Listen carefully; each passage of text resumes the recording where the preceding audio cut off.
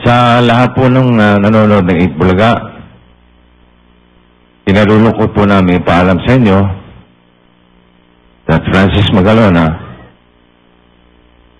passed away this 12 noon.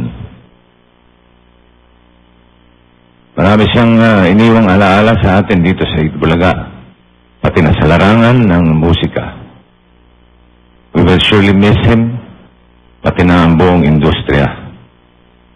We request everyone to pause for a moment of prayers for the eternal repose of the soul of Francis. Our condolences to Pia